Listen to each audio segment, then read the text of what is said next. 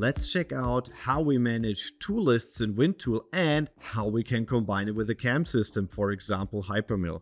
So we open a tool list for our demo workpiece, 4 tools inside. When I double click on the second one, I see it's a HAIMER power shrink chuck with a HAIMER power mill. And I have also the details of my technology data like speeds and feeds for a certain material. And what I do now is I jump into hyperMill. I have no tools here, but I can now use the interface, jump directly into the library of WINTOOL and download this exact tool list we have seen before. So all the tools will be imported on the right side of the screen, all the ID numbers we have seen before. And what I have to do now is connect the different jobs of hyperMill with those tools.